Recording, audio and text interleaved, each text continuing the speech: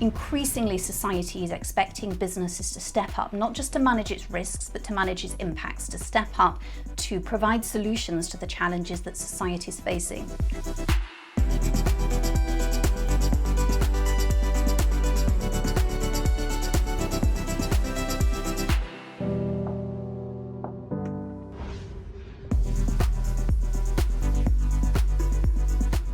Corporate attitudes to sustainability are shifting significantly and really rapidly. Over just a few years, we've seen a huge shift from businesses seeing sustainability, so social, environmental, climate risks and impacts, a shift from seeing those as purely reputational or technical issues to seeing them as really substantive, material, core business issues, and seeing response to those issues being just part of good business. We're also seeing a shift beyond just big ambitions and commitments, which are really important to have that ambition and direction of travel, but a shift to seeing a big focus on action, on delivery, on actually taking carbon out of the business and its supply chain.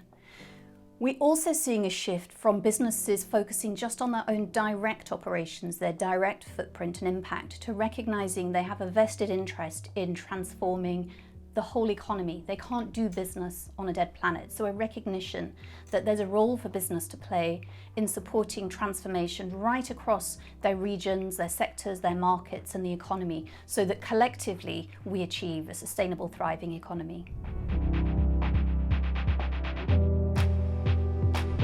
So there are a number of significant drivers of this change in attitudes that we're seeing.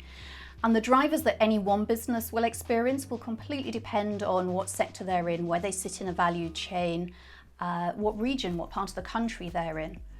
But I'm going to talk about some of the three of the key drivers that we see. And the first of those is the physical impacts of sustainability, and particularly of the changing climate. So by that I mean extreme weather events. That might be floods, it might be storms, it might be sustained cold periods where we see excess demand on the power system. And that's having a really significant direct material impact on a whole range of sectors, from agriculture to property to insurance.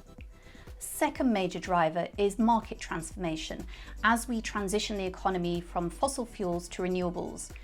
And that's having, of course, as we're seeing already, a very significant shift, for instance, on car manufacturing sector. So we're going to see more transitions in more sectors driven by that shift across the economy, by regulation, by technology innovation, shifts in market sentiment. And there are big opportunities there, but also risks of obsolescence of stranded assets if businesses don't move quickly enough. And the third major driver is what society is expecting of business, whether it's investors, regulators, employees, customers.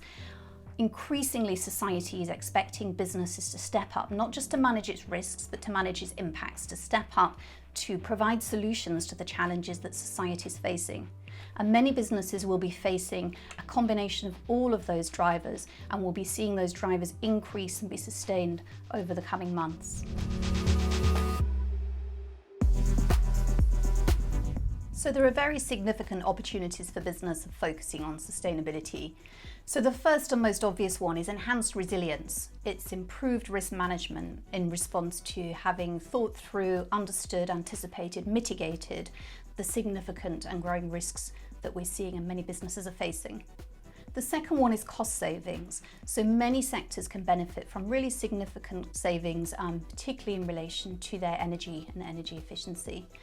But the third one, and the most exciting one for many businesses, are the really big opportunities that are opening up as we transform and transition our energy, our transportation, our homes, our buildings, our infrastructure. So billions, if not trillions, of opportunity there for businesses to access if they're able to be proactive and innovative, so that they can position themselves well to really capitalize on those opportunities.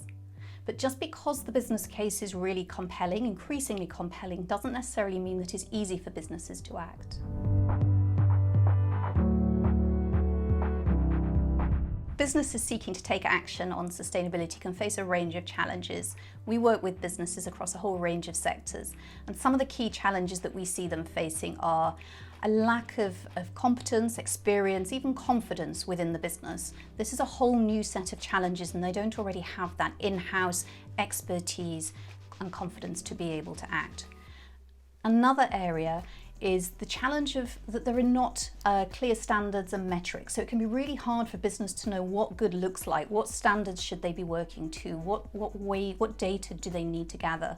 Increasing that's clear in relation to climate change and carbon, but it still can be really difficult in relation to wider environmental performance and particularly in relation to their wider social impact. So a lack of standardization makes it hard. And another major challenge right now is the challenge of being able to prioritize this. Arguably, sustainability issues will be even more significant and disruptive to business than COVID or Brexit. But while businesses are focused on COVID disruption, post-COVID recovery, navigating post-Brexit, it can just be really hard if you're facing challenge for even survival to be able to look at these really big, substantive, long-term challenges and to take the urgent action that's needed. So it's really tough. We recognise that's really tough, but the biggest risk for business will be the challenge of putting this off and not acting now. So businesses are increasingly seeking clarity and insight into what good looks like in terms of a strategic response to sustainability and particularly a delivery plan for achieving net zero.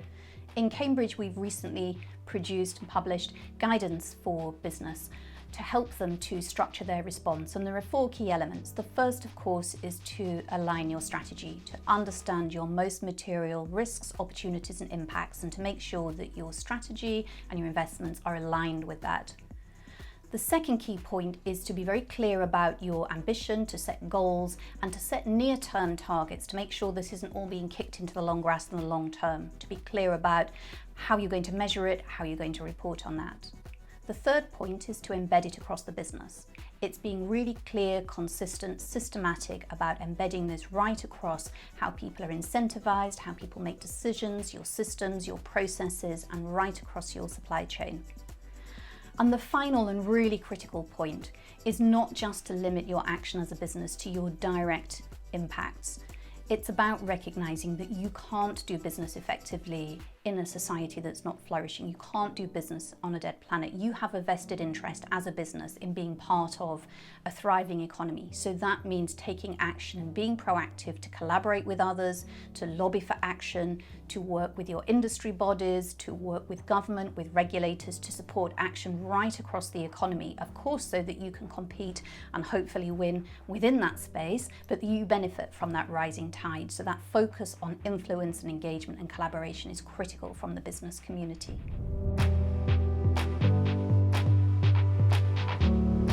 Corporate boards have a really significant role to play, a critical role to play in supporting businesses to respond to sustainability and in particular to achieve the transition to net zero.